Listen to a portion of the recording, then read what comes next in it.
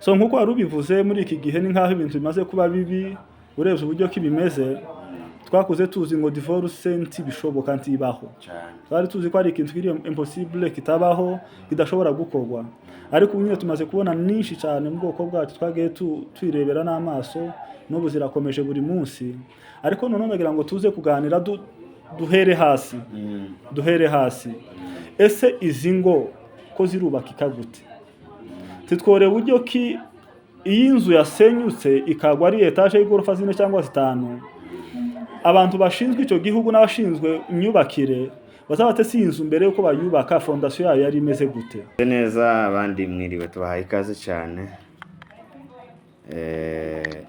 aho muherereye hose turashimiye uburyo mukomeje kudusapotinga abakora subscribe no gusharinga ndetse no gutegera ibiganiro no kunguka inama cyane cyo kiba kigenderewe kugira ngo turushirizeho gukora no kubaka ingo nziza. Uyu munsi turi kumwe n'umushitsi rero ngira ngo yatangira twibwira hanyuma tukinjira mu kiganiro nyirizina.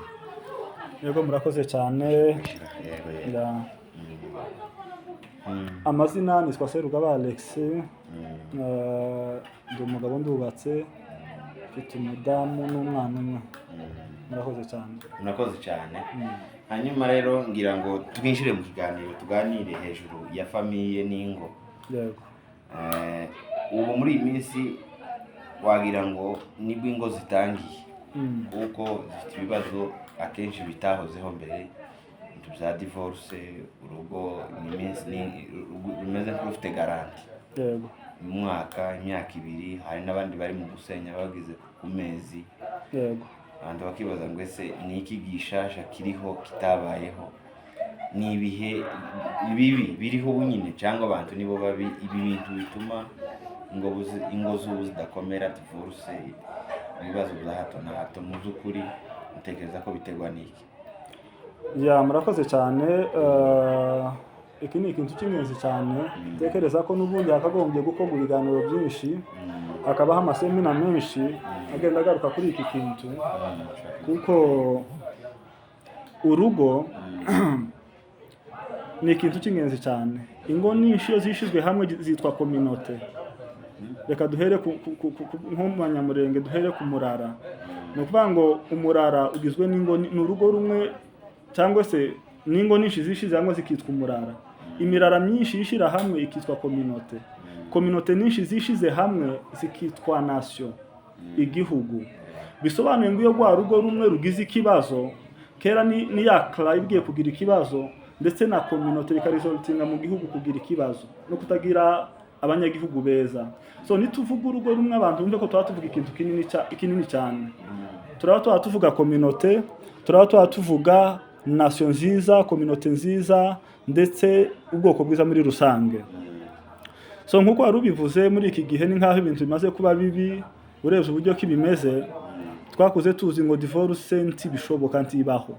Twari tuzi ko ari ikintu kiri impossible kitabaho kidashobora gukorwa ariko ubu nyine tumaze kubona nyinshi cyane mu bwoko bwacu twagiye twirebera n'amaso n'ubu zirakomeje buri munsi ariko none ndagira ngo tuze kuganira duhere hasi ese izi ngo ko zirubakika gute titwore buryo ki iyi nzu yasenyutse ikagwa ari etaje y'igorofa 4 cyangwa 5 abantu bashinzwe icyo gihugu n'abashinzwe imyubakire bazabate si inzu mbere yuko bayubaka fondation yayo yari imeze gute.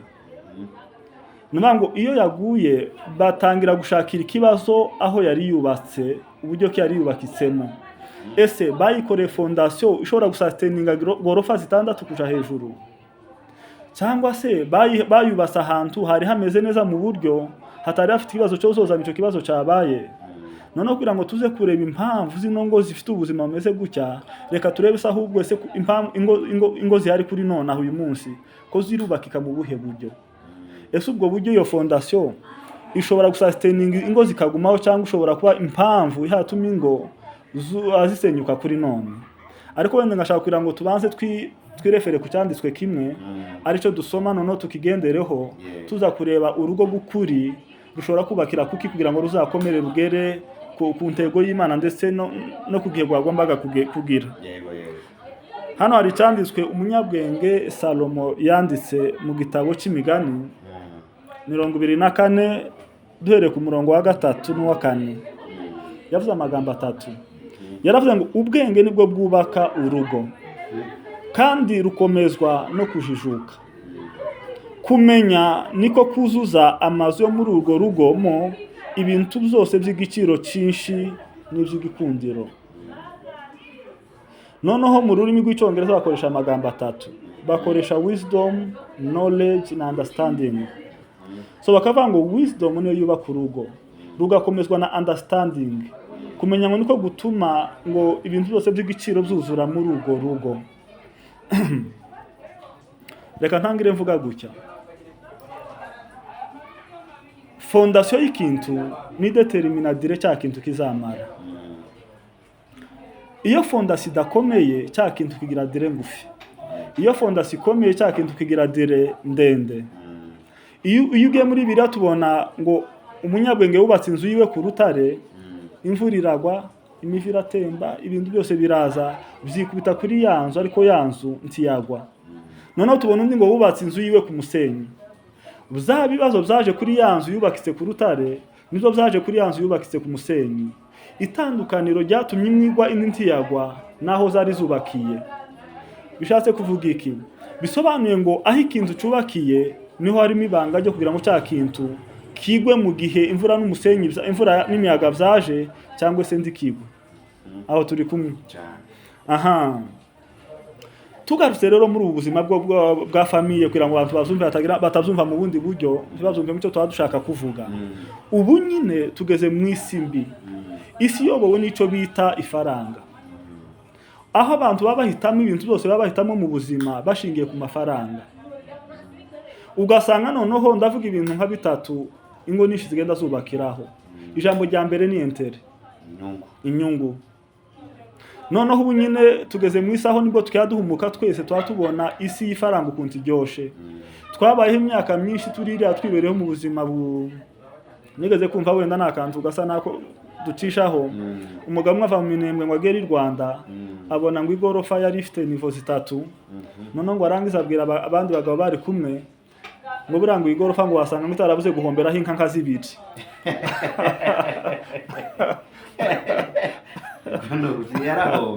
Baravuze ngo igorofa ngo yarabuze ngo wasanga itarabuze guhomberaho inka 2. Bisobanuye muri mind ye yumvaga ko valere y'inka 2 zingana na gorofa nzima ya level 3.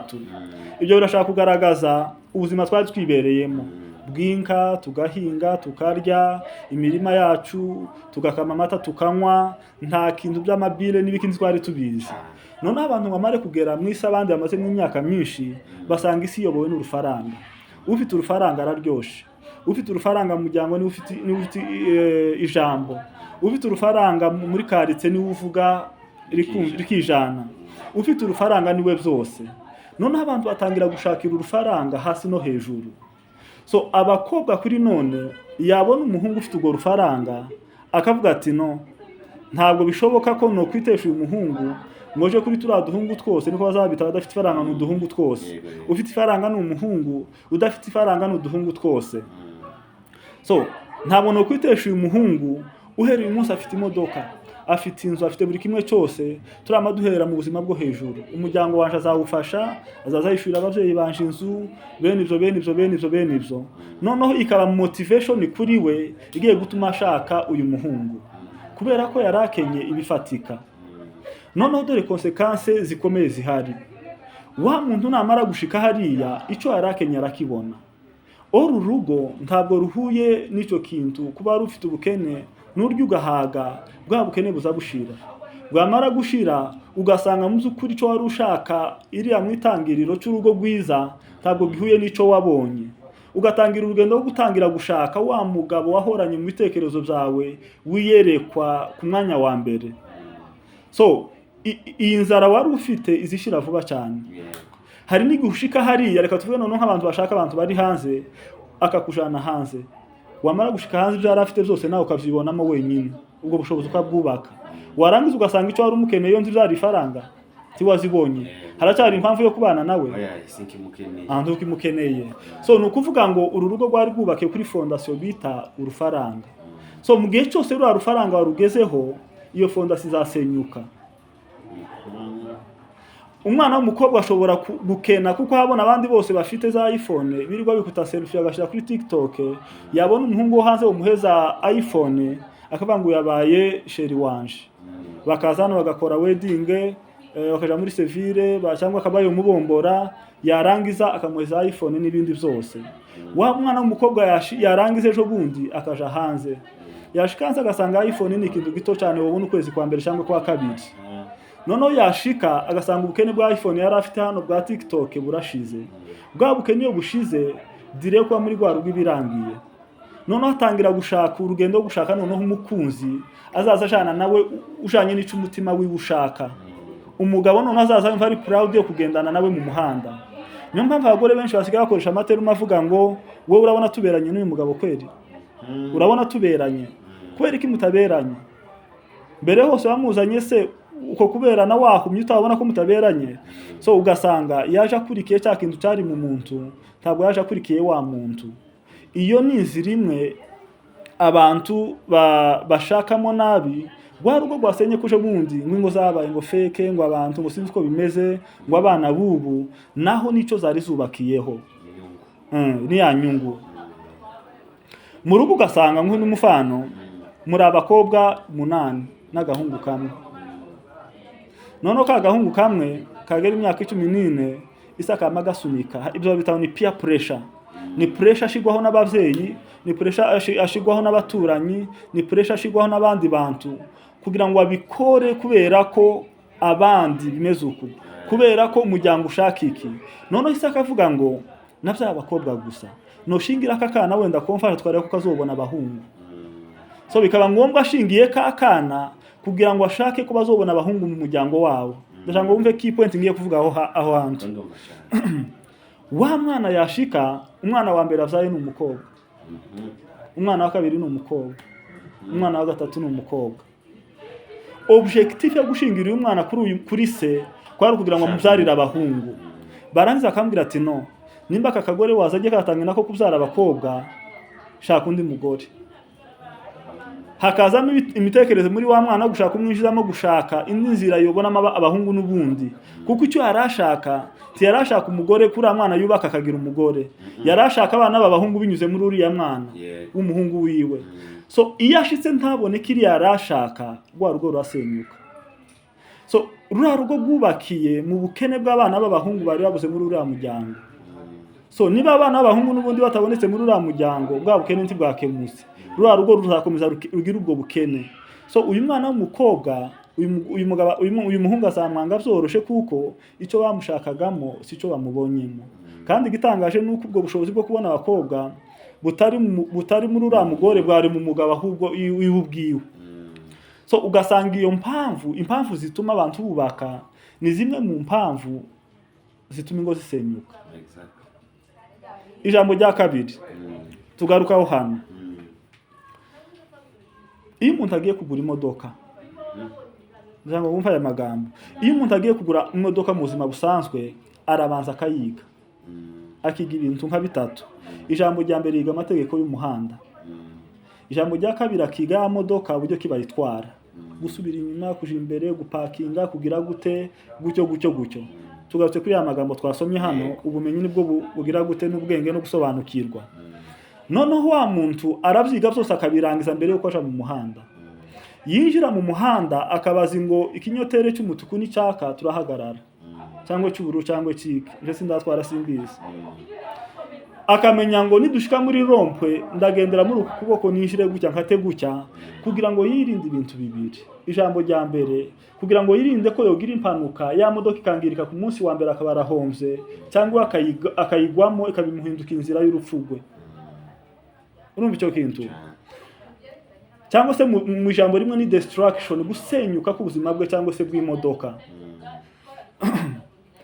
Kampani zitandukanye n'ama-institution atandukanye kuri ino si, iyo bashaka kubaka ibintu bikomeye bizagira garanti ndende cyane, bashaka abantu bafite experience. Wowe urabizi bazakoresha ikintu bita CV. Barabanga se CV yawe ni yihe? Shaka abantu bafite ubumenyi buhagije, bazabasha kuraninga iyi kampani yanje bakayikura muri 1 million capital bakayigeza muri 10 million. Bazakura ikigo canje abanyeshuri 100 dufite mu myaka 5 tukazagira abanyeshuri 1000 kuko afite skills bazi management na leadership, abandi bafite ubumenyi bwo kwigisha mu buryo abantu bazaza babagana ku bwinshi kugira ngo bazamure ikigo canje. Ariko urugo niyo mushinga wonyine umuhungu n'umukobwa basha gutangira bari empty headed, bari imitwe iri gutyo. Ibyo bintu bisobanuye iki? Guhera ku mugore wawe n'umugabo wawe, icyo ufite gusa ni ifoto ye, nawe afite ifoto yawe, ntakuzi ntumuzi.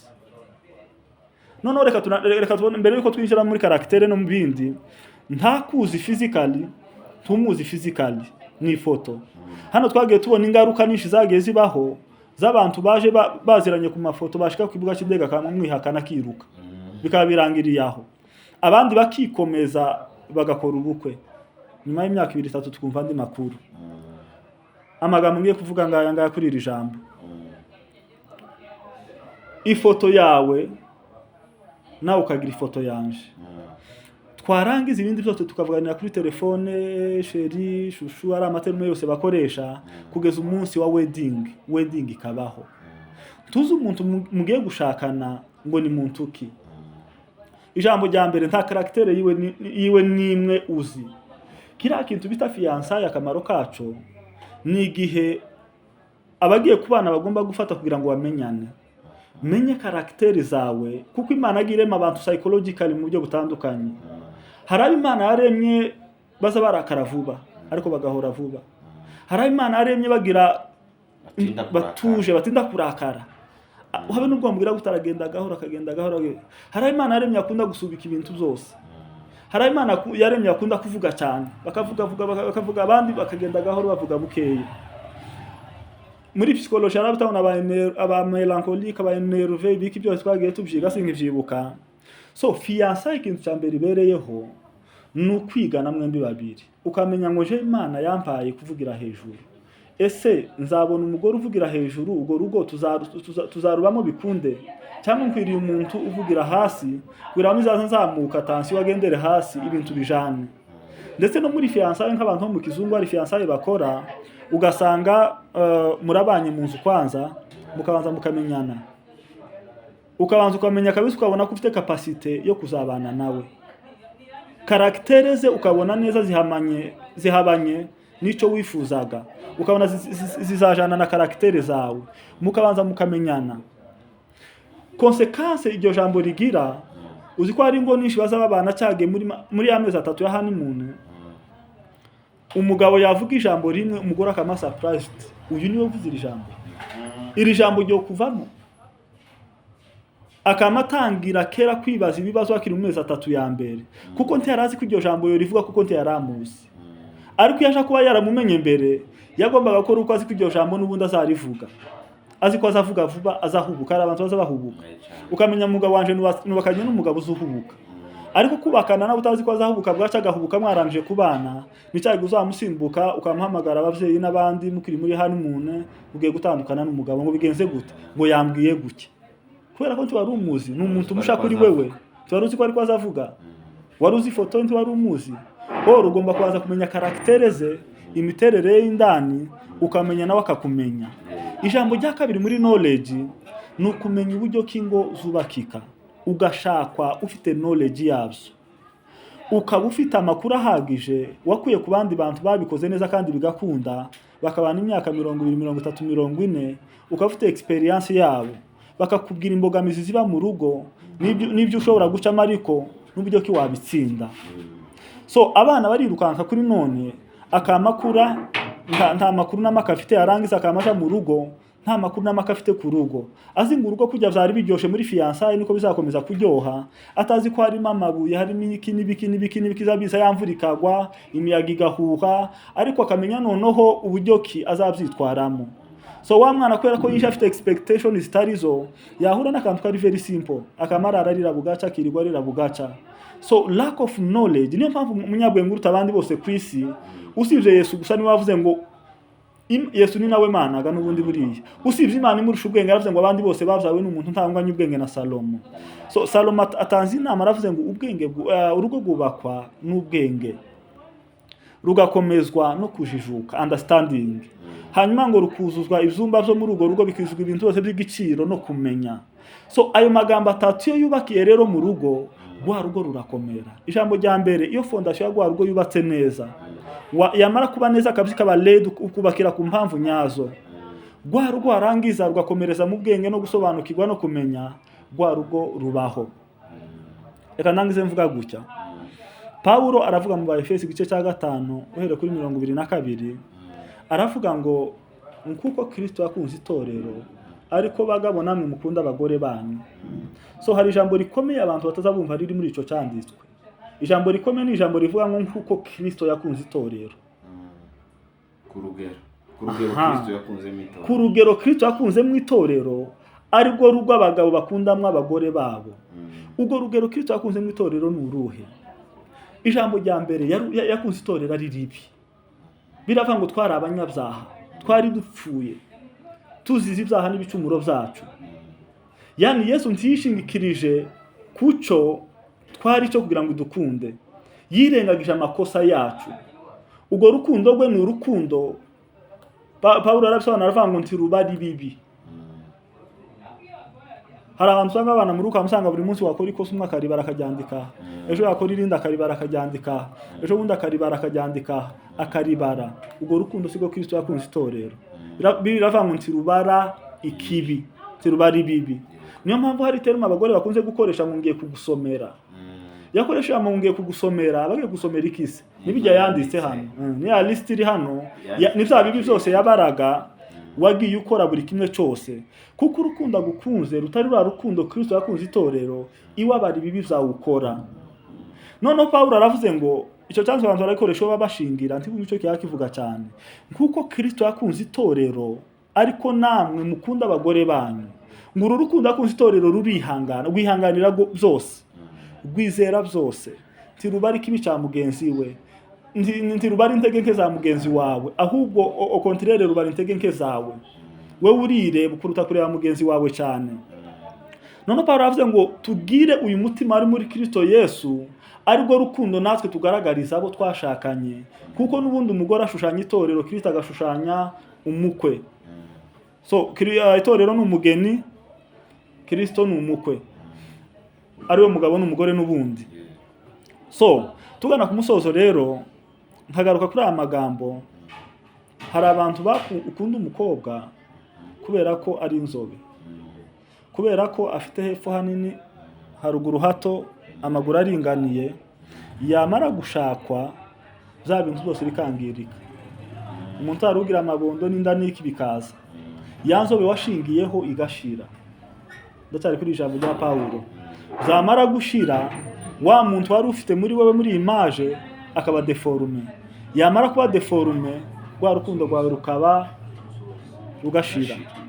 Kuko wari rushingiye kuri physique, apparence physique. So Paulo avuga ngo nimukunde nkuko Kristo yakunze, ni ukuvuga ngo kunda udashingiye ku kintu cyari cyo cyose.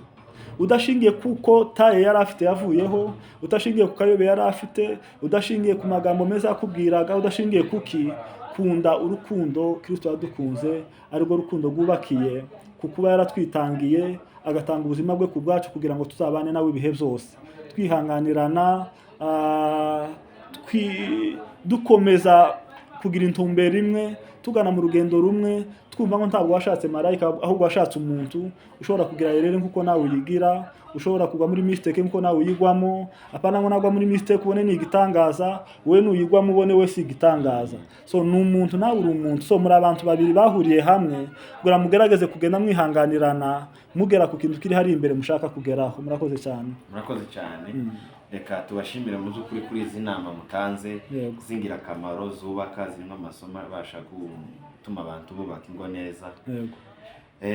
Turatekereza ko ufite ikibazo cyangwa inyunganizi ushobora kuzandika muri komanteri, tuzongera dushake uyu mukozi w'Imana aduheze ayongera tuhugure n'ibibazo mwabajije bisubize. Turagushimiye kuri uyu mwanya waduhaye. Murakoze cyane. Murakoze.